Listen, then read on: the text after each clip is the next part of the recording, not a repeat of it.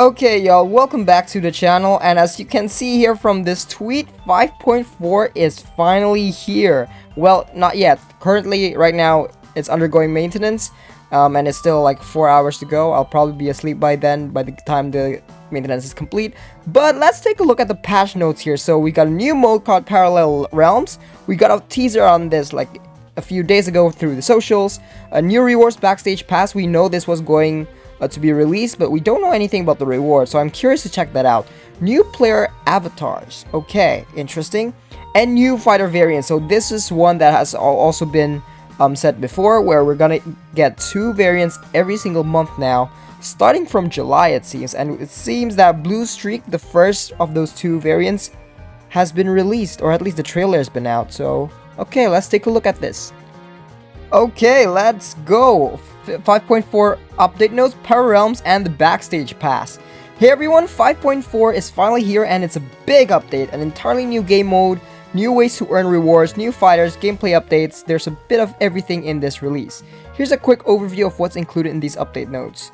Parallel Realms, new monthly fighters, avatars, Backstage Pass, Peacock and Painwheel updates. I'm guessing this is the character ability. Medici price fight adjustments, mail expiration dates, economy adjustments, okay, and all these other miscellaneous stuffs. Let's start with the first big one, which is Parallel Realms. Okay, so it's gonna be right here on the top left, bottom left, and on the bottom right we can see that Backstage Pass right there.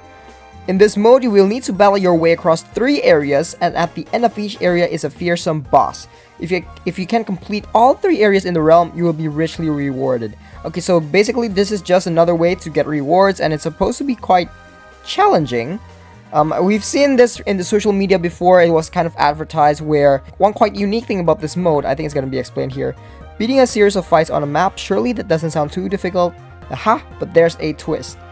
In Parallel Realms, your fighter's HP is persistent, and if you end a fight with only 50% HP, you will start the next fight with 50% HP.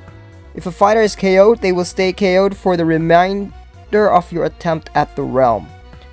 So basically, any damage you take carries over, and there's our health points here to kind of recover your health.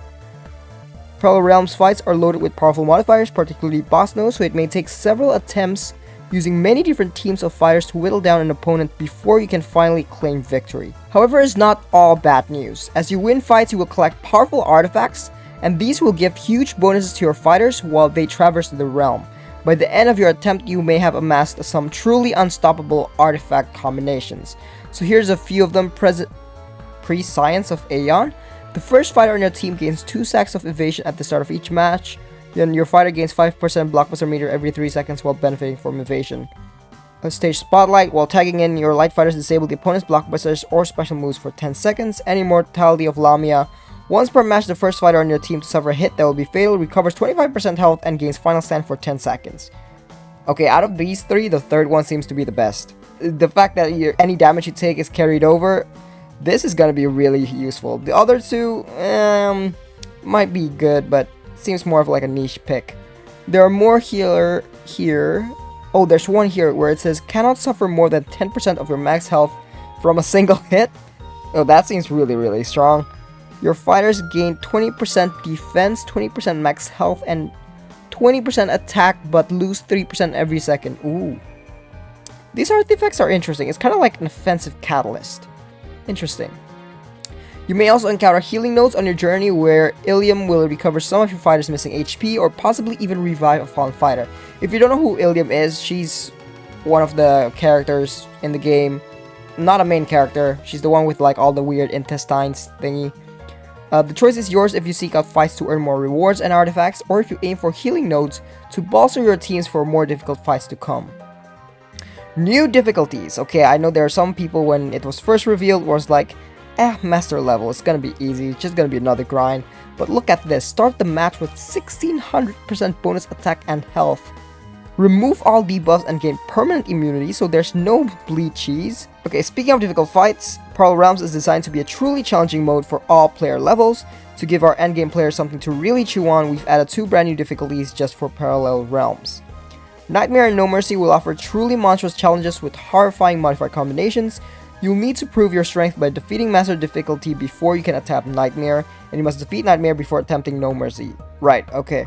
So we'll have to clear Master first before unlocking the Nightmare, and then clearing that unlocks No Mercy. I'm kind of excited. I kind of want to try to see No Mercy, and just to see like how difficult is it really, because in this game there's a lot of like ways for you to kind of cheat through.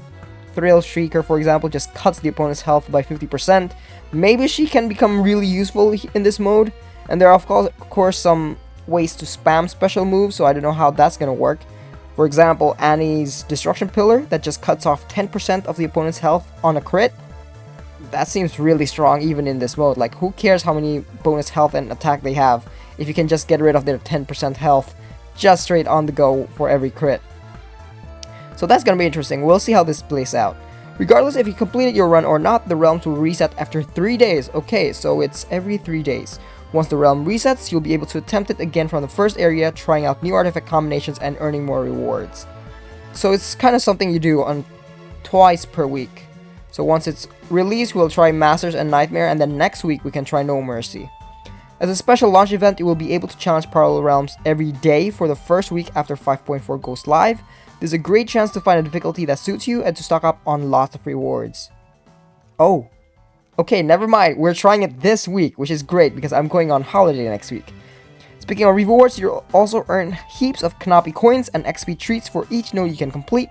But if you can defeat the final area's boss, you'll also be rewarded with all sorts of goodies, including keys, relic shards, and jackpot relics. I hope it's jackpot. Premiere kinda sucks. We've also added a new set of accolades just for Parallel Realms. Okay, so just basically more rewards. What's the new rewards you can earn for completing? So I'm guessing it's this, the bottom left one. Oh, these are the avatars. Ooh. Oh, wow. Okay. Up until now, the only real customization players had was choosing their favorite fighter to display. With 5.4, we're rolling out the first of our new cosmetic upgrades. Ooh. Cosmetic upgrades is gonna go a long way. People love cosmetics. Players will now be able to earn special avatars to display on their profiles. We've also made some upgrades to the in-game chat to display avatars there too. To start with, every player will receive some free avatars just for logging in after 5.4 releases, but you'll also be able to earn plenty more in the future, most notably via this Backstage Pass. I hope that's not like the big reward from Backstage Pass if it's just like a cosmetic. It's kind of, I mean, it's fine, but kind of want something more. New monthly fighters. Ooh, a new artwork. So we got a new Dahlia and a new Philia, July fighters. Starting with 5.4, we'll be adding 2 brand new fighters every month. These fighters will first be made available as time exclusives in event relics before being made more widely available in later updates. Each new set of fighters will even feature their own splash art. Oh wow. Okay, in July, the first pair of new monthly fighters will appear. Black Dahlia gets a new gold in the form of Red Rider, and Philia gets a long-awaited new diamond with Blue Streak. Okay, we'll take a look at this just in a bit. Signature ability, gotta go fast. Is this Sonic? It's Sonic, isn't it? Grant Deadeye and Haste while Philia has at least 95% health. These buffs are removed when Philia's health drops below 95%. That's basically trivial when you have Leech as part of your marquee ability, so you'll always have Deadeye and Haste. A Philia with Deadeye and Haste, wow, that's really strong. Gain immunity, final stand, and unflinching for 7 seconds each when using a blockbuster while benefiting from Deadeye. Also gains 3 stacks of precision. So you just gain a lot of yellow buffs. Getting immunity for a blockbuster use sounds pretty strong. That's actually quite stupid. Immunity and Deadeye Philia. This diamond variant seems gonna be really strong. And this is the Red Rider Black Dahlia. Standard shots inflict wither and heal block for 15 seconds each while near an opponent. And 50% of all damage inflicted is regained as health while the opponent is suffering from heal block. Oh, okay. So basically this Dahlia recovers a lot of HP back and inflicts wither and heal block. Doesn't really do much in terms of damage. I guess that's a neat utility. Health regeneration is a weakness in Dahlia. It's not something that they do quite well, so Red Rider has a unique niche in that point. Trying to think what could be useful here. It's an easy access to wither and heal block. Does that do anything? I don't know. It seems kind of mid. Like, it's fine, not great. It's just okay. Okay, next, they won't be available for August and September fighters for players until later in the year, but you may run into some more fighters in Random battles dotted throughout the game. If you manage to find them, take a screenshot and let us know on our socials. Okay, so who are these? Ooh, this new double looks really cool. You know what this reminds me? It reminds me of two things. One, I think there's a scene in Kill la Kill, the anime, when they become like red and stuff. Maybe I'm misremembering, but I think there's... Oh no, that's covered by Immoral Fiber, never mind. Another thing that reminds me is Kids Next Door. One of the villains, the father. It kind of reminds me of that. And this one is very pink. I feel like this is one of those, you know, Lapis Luxury from Eliza, which is all blue. I wonder if it's from the same game. Is this Anya from Spy Family?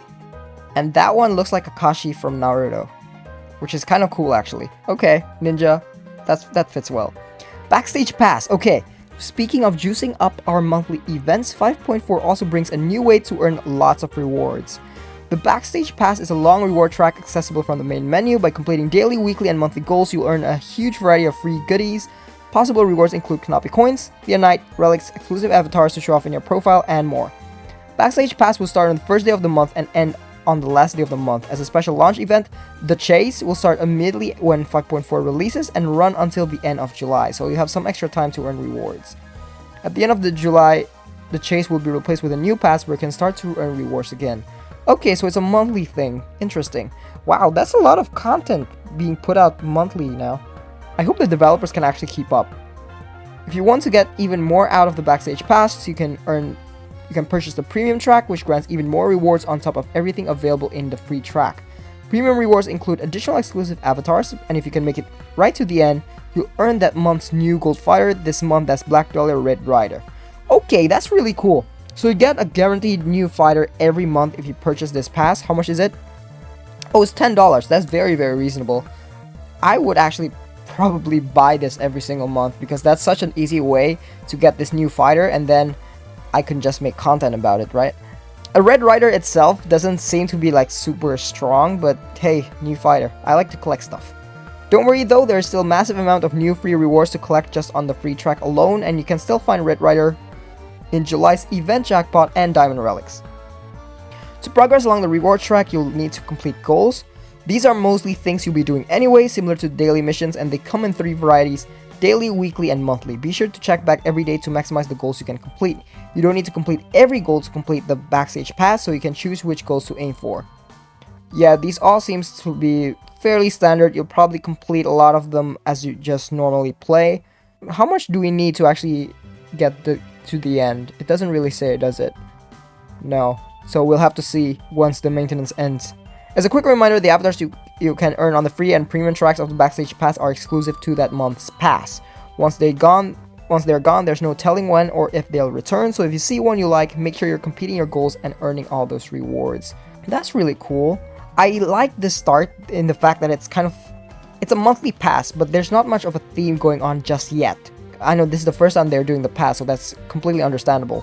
Like all these avatars, they're just basically new characters, assuming this is the same one we're gonna get for July. Like there's Brain Drain, and there's probably more down the line as more Backstage Pass comes along.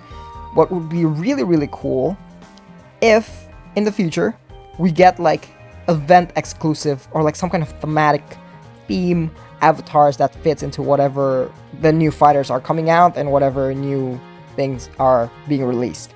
I'm not making sense, but anyway, it's a good start, and I hope they develop this even further to be something more of like thematic Backstage Pass. That would be really, really interesting. Seems very promising though. Character ability updates. Back when Skullgirls Mobile first launched, we were a little less comfortable with on-screen buttons for character ability activations. However, things have changed in the last 5 years, and it's clear that Painwheel and Peacock's character abilities require double swipe actions is not ideal. Introducing their brand new on-screen character ability buttons, tapping the button once will enter their unique ability states where you can swipe and tap to perform extra attacks, and tapping the character ability button again will return them to their normal states. We are planning to add additional improvements in future updates to further bring them up to par with other character abilities, but this was a big first step in making these oft overlooked abilities more usable. Okay, you know what? This was, I feel like, a very simple, I don't want to say simple because I don't know what the work is behind the scenes, but it's not going to make that much impact. We barely use these character abilities in the first place, so really looking forward to see how, you know, they improve this further in future updates. Because right now it's just a nice foundation that they have, and I hope they increase it further as we go down the line. Medici prize fight adjustments. We've repeatedly received feedback that weekends in Skullgirls Mobile are too densely packed, with Show Me Your Moves, Medici Elemental, and character prize fights, plus daily events and the end of the weekly race season, all happening at the exact same time. That is true. That is true. The addition of parallel realms only exacerbates this issue, so we've decided to remove the weekend Medici prize fights from rotation and provides other ways in which players can get their weekly allotment of free Kanapi coins. Medici prize fights on Wednesdays will continue as normal. Oh boy. I like the fact that they put this image and this sentence right here because they know people will complain. Anytime you remove something from the game, even though it's for the better of it, people will find a way to complain. Parallel Realms alone grants considerably more Kanapi coins than Medici prize fights, especially on higher difficulties. Even after removing one Medici prize fight, there are more opportunities to earn Kanapi coins per week in 5.4 than ever before, we promise. With the Backstage Pass, I could see that. For complete transparency, here's a breakdown of the new Kanapi coin availability. This is really nice for us to kind of know what we're looking at here. So right now we're losing 330,000 Kanapi coins plus 30 gold move relics. Rewards in No Mercy Parallel Realms is this much. And there are 2 full Parallel Realm cycles per week, including the start of a third, so that's a total of at least 770,000 Kanapi coins that can be earned. There's also an additional 325,000 Kanapi coins on the free track of the Backstage Pass. Okay, so 2 things here to mention. The first thing is that this is a monthly thing, so if we were to compare it to Medici prize fights, we'll have to divide that by 4, so which comes down to like 81k, which means we're still short on 250,000 Kanapi coins per week. This is great for No Mercy.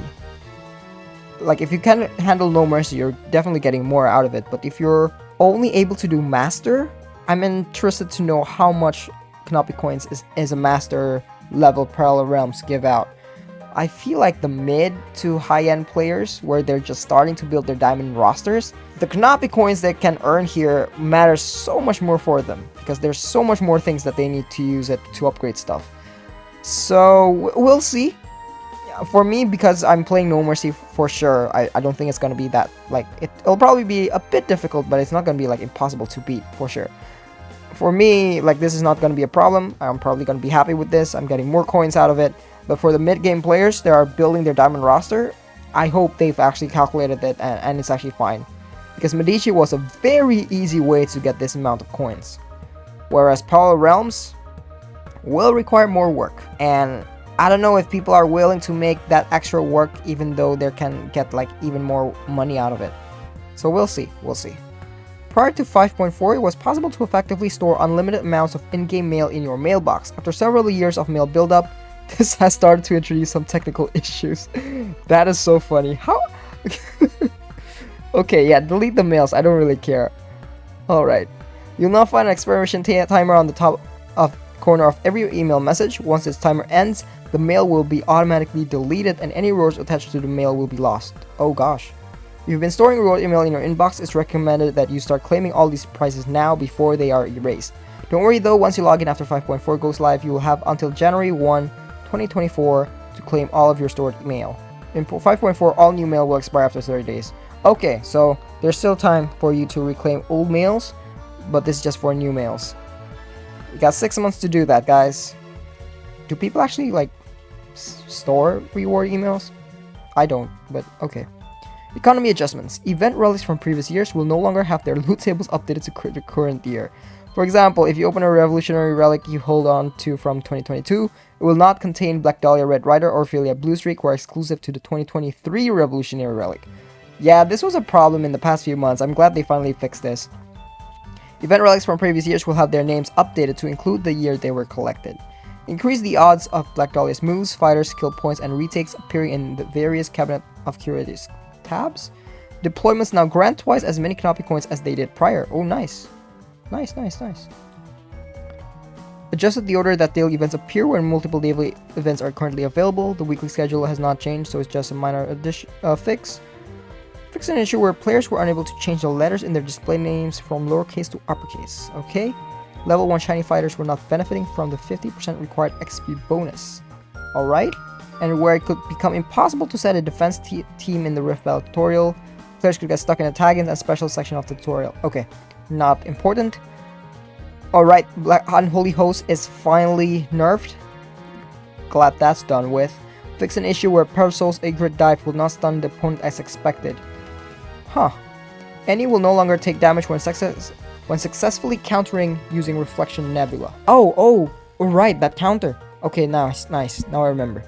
Eliza Standout's essay text to make it clear that it's possible to prevent buffs even if the opponent already has Curse, and that it can prevent permanent buffs. Nice. This is a very powerful niche of Standout in the fact that it can prevent permanent buffs. No other variant can do that. Fix an issue where Umbrella Space Case SA would only give 1 stack of buffs instead of 3. Why is there so much waste for the game to be stuck? That's kind of funny. Okay, is there anything important here? Black Dolly Counter Strike will live instantly if she becomes stunned. Okay. Tears will trigger some essays until they fully deploy in the ground. Final countdown modifier did not trigger correctly with projectiles are unblockable. Art updates. Okay, as part of a content update across both Skullgirls Mobile and Second Encore, we've adjusted several art assets in SGM. Combat art adjustments. Adjusted Philia variant palettes for Bad Hair Day. Freight Ends Hair Apparent. This is basically all of it. What did they change? Okay. Adjusted Parasol variants palettes for Wrigley, Blonde, Starcross, and High Ruler. Okay. Removed Comb from Phyllis Burst animation, special move, and Rock Stars card art. Adjusted in-game Black Egret art for both Parcel and Umbrella, and special move and blockbuster icons that utilize Black Egret soldiers. Replace combo counter phrases for 18 hit combos and reshuffled 16 and 17 accordingly. General art adjustments. Adjusted initial download screen image for these. Adjusted Big One's origin story art. And Parasol's Game of Thrones art illustration. Okay. Let's see what the full post is. I'm kind of interested. So we'll let that load. So there was a lot in the updates. Adding a brand new mode to Skullgirls is extremely exciting for us, and we can't wait to see what you think of it. Player feedback is always appreciated, but for a brand new mode like this, we're especially excited to hear your thoughts and suggestions on how you've been enjoying it, or where you feel it needs improvement. We've got lots more planned for Skullgirls Mobile this year, including the long-awaited debut of the Skullgirls herself, Maria Corbell. Check out the 2023 roadmap for some of the other plans we have for the upcoming year. Alright, so basically, what this patch tells me, because we've got this monthly fighter coming on, and we've got like these two, basically August and September's confirmed, what this tells me is that the next patch after this will be in October time, or like late September, right? So we're probably seeing 1 patch per quarter kind of deal, and it's very likely that the next patch, assuming Marie is completed by then, we'll probably get her as a new character by the time October runs around. Or we're gonna get her like really late, possibly even early next year. And we're gonna get something else based on the roadmap on like, so it's not gonna be like that huge. So overall, Parallel Realms, I'm excited. I can't wait to try it out to see how difficult it is. I'm afraid that it might just be another prize fight with another different coat of paint, if you know what I mean, because it's really just another place for you to get rewards, essentially. Once you're at the level where you don't really need more rewards, this becomes a chore. I'm hoping that this can become, this is not like the end of this development, that there are gonna be, I don't know, more thematic Parallel Realms, more exclusive new Parallel Realms being developed down the line. So what I'm thinking is like, say we've got a new event, say Marie is coming out, and there's new Parallel Realms that's exclusive to celebrate Marie's release, and so it comes with like new modifiers, new exclusive rewards, maybe add in the avatar, a Marie avatar included. The difficulty itself could be the same, some of these modifiers could be the same, but maybe add something like an optional boss fight with new rewards, something a bit more thematic with whatever is going on, instead of just being, yep, here's a new game mode and we're not gonna touch it for the next 5 years. That's basically what PvP is, right? So hopefully they're still gonna develop that game mode as time goes on. I want it to be a bit more like an exclusive event kind of deal. Once a month, like for 1 week, that Parallel Realm would be something different. Hopefully that's the case.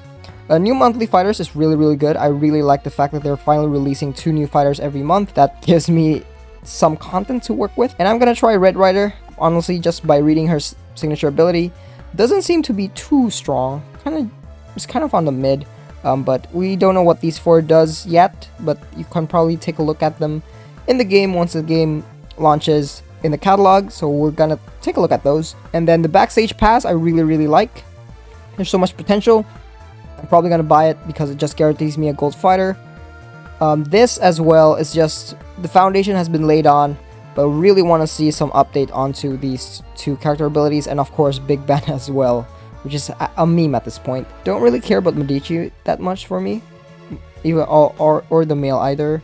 Everything else seems to be alright, and that's about it. Yeah. So let's take a look at this art stuff. Oh, okay. It's just, so I'm not gonna talk about this too much. It's just some changes in some of the art styles and some of the logos, and not logos, like some of the symbols in the game, just to make it a bit more neutral, I guess.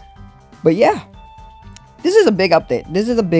There's a lot of things that are like foundational here that's been laid out. Like the Backstage Pass is never gonna go away. Parallel Realms never gonna go away. It seems like the main menu is gonna be like this, or actually in the roadmap they are gonna plan to redesign it, so I might be wrong. But I could definitely see that there are foundational stones or like bricks for what may become guilds in the future. We don't know how long that is, but things are looking good. Really happy with this update. Can't wait to try Parallel Realms. That's probably gonna be the first thing I try when the update launches, and I might stream it, so we'll see. But then I am on holiday, so we're gonna see how that's gonna play out. But yeah, this has been a good update. Really happy with this. Let me know what you guys think about this update 5.4. Finally, looks promising. So that's gonna be the end of this video. Thank you all so much for watching. Hope you all have a great week ahead, and I'll see you in the next video.